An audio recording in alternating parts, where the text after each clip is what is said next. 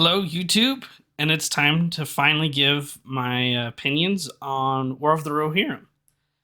Was super looking forward to this movie, and I can say quite confidently that I'm pleased with the movie. So I'll start with a non-spoilery type review, and then shortly after that I'll go into a little bit more detail. But I honestly don't really need to.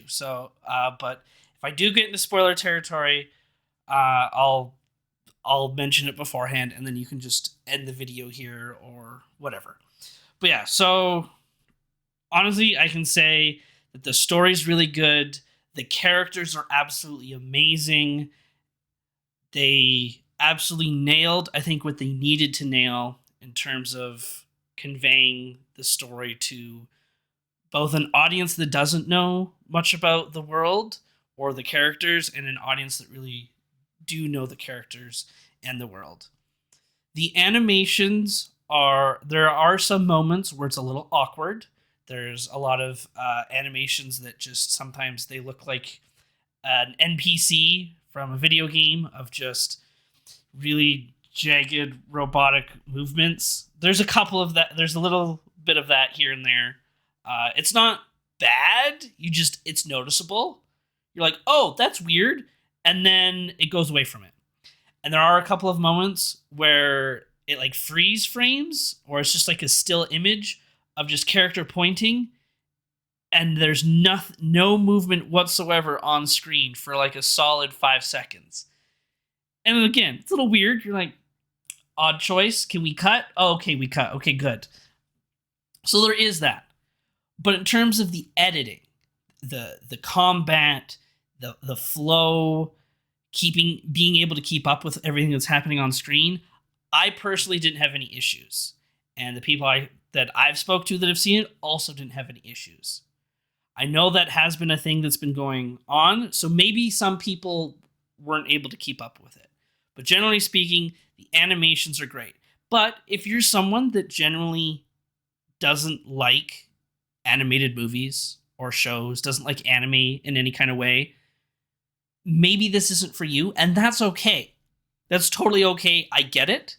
I would say that you shouldn't let that distaste take away from your experience if you truly want to see the movie because it's Middle Earth and it's Lord of the Rings and it's produced by Peter Jackson and all that stuff. Go see it because it still feels like Peter Jackson and it still feels like Middle Earth. It really does. But I totally understand if you don't want to see it because of the animation. Now, to shut down this whole like Mary Sue female protagonist argument, right off the bat, we are told why Hera is so-called good at everything.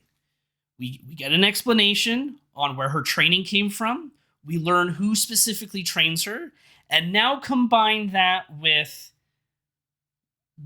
who Helm is and what Helm is capable of. Her being his daughter also solves a lot of those issues that people have. And I can go into a little bit of spoiler stuff later into more detail. But again, the movie almost immediately explains why she's good at something, why she's good at certain things, who trains her, and then her relationship, right, being the daughter of Helm Hammerhand, and what he's capable of. Obviously, some of that skill is going to get passed down to her. That should silence any argument that people have and are like, oh, it's just another female protagonist that's good at everything.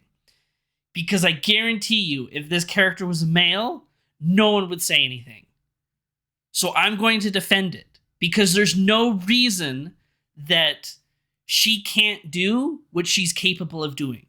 Because she has the training, she has the experience, and she has the bloodline for it. So she's good at a lot of things because she's worked for it, and her character has earned those skills. All right, so if you're going to hate on the movie because you're worried that a female character is doing a bunch of stuff and is better than all the males at certain things, which she's actually not, but Regardless, if that's your concern, don't be concerned about it. It shouldn't be your concern because the movie explains it very well. But if you're still going to fight people on that, then just don't watch it and move on. But yes, her character is extremely likable. And people were comparing her to, oh, it's just another Galadriel character. No, and I'm so glad it's not a Galadriel character. And of course, I'm referencing Galadriel from Rings of Power because she's super hated for good reason.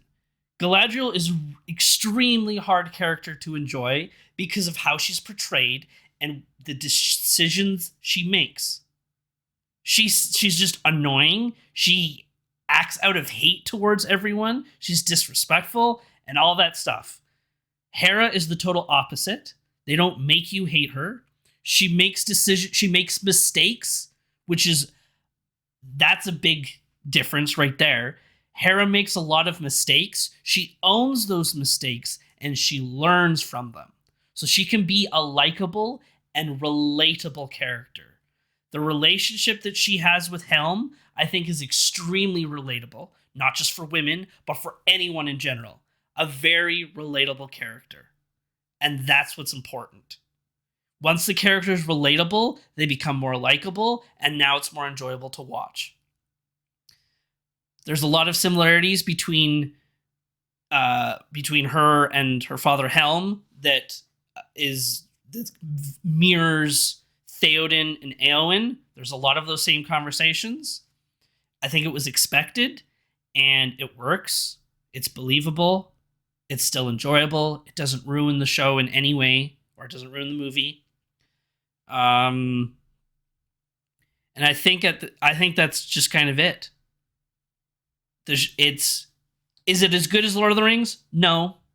Is it better than Rings of Power? Yes. Is it as good as The Hobbit? I think so. I think in some situations, a lot of people would say that it's better than The Hobbit.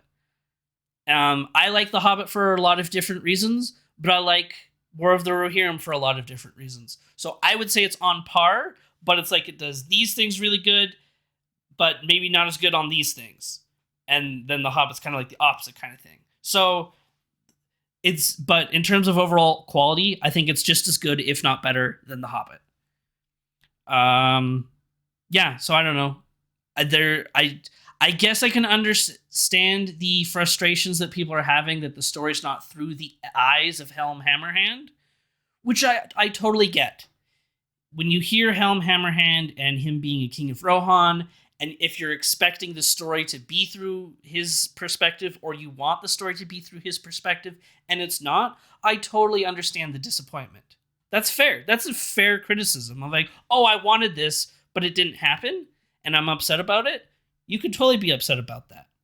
I will say that if the story that they wanted to tell was through his perspective, it wouldn't work as well. And this is, so I don't want to go into spoiler stuff just yet, but if the story was told through his eyes, the movie would not be as good, and there's very clear reasons why for that. And yes, it has something to do with they wanted Hera to, you could say that, well, they wanted Hera to be the protagonist on Helm, and they could have told a different story, but I don't think the story would have actually been as good or as clear if Helm was the main character and the story was through Helm's perspective or through his eyes, because he's still a main character. It's just obviously they don't lead with him. They introduce Hera first before Helm because she is the main character. The story's told through her eyes and everything, but he's still a main character and he plays a major role, and they absolutely nail his story in my eyes. I don't think they could have done anything differently with Helm to make it any more Tolkien Helm. Tolkien wrote Helm a certain way, and Tolkien wrote about Helm's story and what he did and how his story concluded. I think it was mentioned. There's not a lot of detail about it, but there is stuff there. There is information there, and I think they nailed it, and they couldn't make it more perfect. So I'm going to start moving into a little bit of spoilery stuff now. So if you've were kind of on the fence about the show, I do think you should go see it. It's better than Rings of Power. It's it's not an incredibly long movie. It's worth to see it. If you wanted to wait until it's on, I don't know, probably be, if you're in the States, it might be on HBO eventually. It might go to Amazon maybe, but because it's Warner Brothers, I'm assuming it's going to go on like HBO Max or something. And then in other countries, it'll be on Crave potentially. But it's going to be in theaters for a while. It's not going to be on Disney Plus or anything. It's not going to be on Netflix. I doubt it. So I would go see it. It is worth it. It's not a waste of money by any means. But yeah, those are my thoughts. Leave a comment. Let me know what you thought, or if you're going to go see it, or if this was helpful. It is worth the watch, and I don't think it's as bad as people are saying because they're not really listening to the story. Now, to move into a little bit more spoilery stuff, I wanted to talk about Helm. What they did with Helm, I think, was so perfect. With playing with the mythology and the legend that Helm is, of like this being this wraith, this monster, this what did Helm become? How that myth was portrayed and created in War of the Rohirrim was so perfect. And I think the show being an animated movie worked well in this regard. With Helm on the Courseway of Helm's Deep and just completely obliterating all of the Dunland warriors that march up to them, punching them off the bridges, and just no one standing a chance. The Dunland fearing him as they think that he's wandering through the snowstorm and just ripping people in half, and then the bodies disappearing. So they think that Helm's now eating them, that he's a monster and a wraith, and then his demise being him literally freezing into a statue because he kept fighting. He didn't stop, and the only thing that could kill him was nature itself. And I just love that so much. And no, I don't think he's eating the bodies. He's not a wraith. It was the orcs looking for the rings that ate the bodies, but using that as a way to like grow the myth and expand upon this wraith idea that is Helm was super fun and kind of silly, but in a good way, silly in a good way. Like you can laugh at them, like, ha, that's why they think he's eating people, because it's actually the orcs doing it. And then them continuing on his legend that he never actually died by having, I don't remember his name, but the cousin who now has the rest of the Rohan bloodline follows under him, and him wearing Helm's armor and being on top of the hill and riding down, and Dunland just like all of this fear in their eyes because they thought Helm was dead, but they actually still see him, but it's not really him, it's just someone in his armor. And I just think that was so fun. I think that was so fun. I liked that when I saw the eagles, I was a little bit worried, and that, are we going to have some weird, like, Hera talks to the eagles and then the eagles show up and kill a bunch of people because they show up at the last minute and they're the ex machina kind of thing. And I was really hoping they didn't do that. And I'm glad they didn't, because they didn't really do it. Yes, Hera still communicated with the eagles. I think that connection could have been expanded on a little bit. I know they teased at the beginning where she feeds the eagles so that she builds this trust or a bond, because she heard that wizards could communicate with eagles. So she was curious about that connection and wanted to learn how she could also connect with the eagles. So I saw that, and I understood that they told us this information. I just wish it could have been expanded on just a little bit more for the ending, because then she just uses the eagles to go deliver the armor, and I think that was good enough. Like just having the Eagles deliver the armor so that Rohan could arrive and save the day, I thought that was good. And I'm glad that the Eagles didn't like show up and just destroy a bunch of people, because I think that would have taken away from the movie completely. So I liked that. Um, I don't have a whole lot of issues with the story. The Watcher eating the Mumakil was the grossest but coolest scene I think I've seen in a while. I loved that. I love that we did get the Mumakil and the Variogs or Haradrim working with Dunland in this scenario. I really like that. I feel like if we were to get a War of the Rohirrim Part 2, it wouldn't have Hera, and it would be about the next bloodline, so to speak, and it would be Rohan and Gondor fighting Rune and Haradrim throughout near the Brown Lands. So I think they could lead in that direction if they really wanted to, and I think that would be super fun. I liked that we got Saruman. I wish he was in it more. Rest in peace, Christopher Lee. I'm glad that he got one last performance out of the archived footage or lines from him. Apparently, there was an homage or a tribute to Bernard Hill or Theoden. I missed it, but apparently it's there. It might be somewhere in the credits somewhere, and I just missed it. I don't know. I did try to stay as long as I could, and I didn't see anything.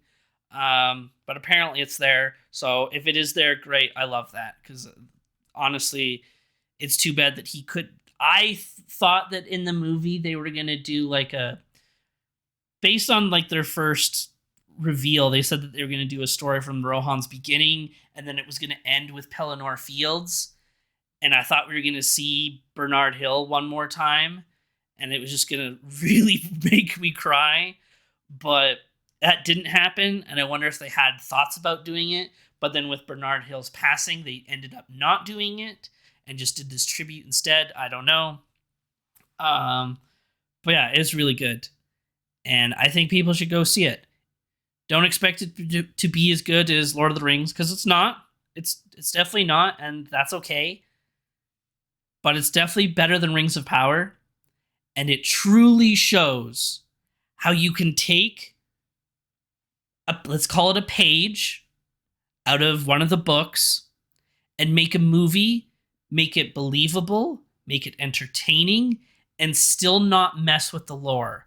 And I know people are going to die on this hill that they're messing with the lore because they're making Hera this important character. But when you watch the film, Hera has no influence on the rest of the world.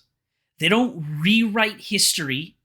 They don't change what Tolkien wrote in terms of, like, as a comparison, the video game Shadow of War made Helm a Nazgul.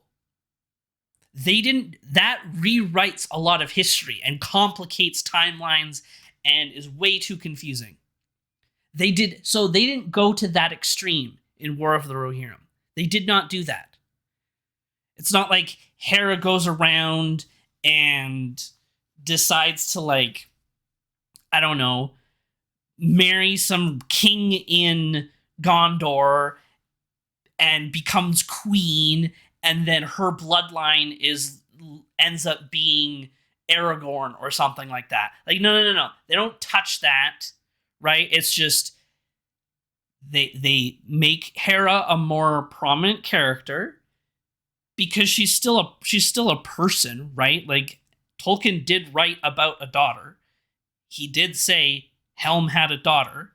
And in these kind of medieval worlds, right, the daughter is used as, they're used to marry, right? Like, you send the daughter off to go marry another kingdom to bring factions and people together, right? Enemies become friends, kind of thing. Like, this, it's sad, but that's just what happened in those medieval times. So that kind of idea is played with, and they just expand upon it, and they add more to her character. Because it would be, how boring would the movie be if Hera didn't have a name? Like, of course they named her, and of course they gave her more to do. They play with the same elements that Tolkien plays with, they just expand upon it. And there's nothing wrong with expanding upon it. There's nothing wrong with making her have this maybe romantic relationship with Wolf, but then her realizing that that's not who she wants, and Helm using her to marry into Gondor, who I think they were trying to imply was like Elendil or something like that. Like they reference like this important Gondorian prince, and it couldn't be Isildur just yet because that's a little bit too.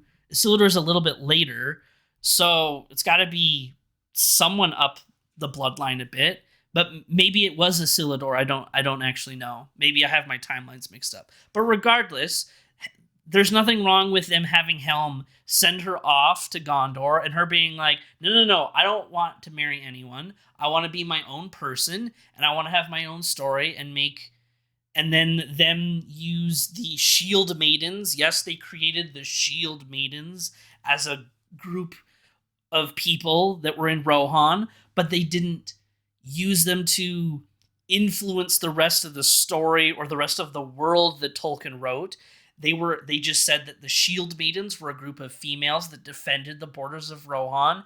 They have now died out, except for this one who happens to be the guardian, the aide of Hera, and this Shield Maiden trains Hera, and that's what Hera wants to be, and that's okay. And I think they connect that perfectly to what Eowyn wanted to do. And there's nothing wrong with that. And that doesn't influence anything that Tolkien wrote, and it doesn't ruin anything. People are I feel like the people who are arguing that Hera breaks the lore and everything either A, haven't watched it, or are just truly blind to what's happening in the movie because they just have so much hate in them. And I don't know where it comes from.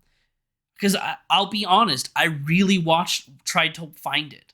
I really did, because I wanted to either prove these people wrong, that Hera wasn't going to ruin lore, or I wanted to be wrong.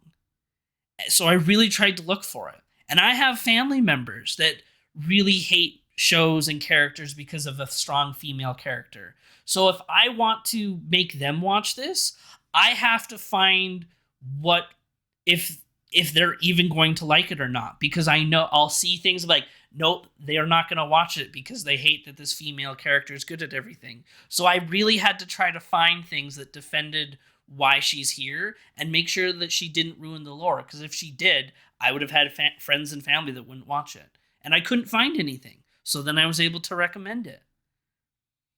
So we need to stop this hate towards these characters when it's not based on anything. Watch the show or move on and let other people watch it. For Rings of Power, the hate around the lore and everything is totally valid because I hate it. I hate Rings of Power for all this lore stuff that it ruins. I mean, you guys have been part of the channel for a while. You've seen my reviews. I hate it. I hate Rings of Power. War of the Rohirrim is totally different. And it reminds me exactly of the steps that Peter Jackson took with Lord of the Rings and The Hobbit. Is it one-to-one accurate? Of course not. It can't be. That would be impossible. The things that they change doesn't influence or change entire plot points in histories. Is plot points removed? Maybe. But it just shows that when you put the care into the characters, the movie is successful. You don't have to change all this lore and all of these stories and all of these characters to fit your vision. Just write what is there and expand upon it. That's all you need to do, and you have a great adaptation. And that's what War of the Rohirrim is. Thank you for watching. I hope you enjoyed the movie. I hope you enjoyed this review. If you want to argue with me and say that, no, you're wrong, here's why, go for it. Let's have a discussion about it. But I truly think that the hate that the show's receiving is a little bit over the top. It's not perfect, but to say that the show's bad because Hera's the main character, I don't think is very valid. I'm gonna need more than that. If you wanted Helm to be the main character and that's why you don't like it, that's fine. But to say the show's bad or the story sucks or Hera's a Mary Sue, she's just Guy Ladriel. If you want to say that stuff, you really need to watch the movie because you're wrong. That's not the case at all. But yeah, thank you for watching, and I will see you potentially in the new year.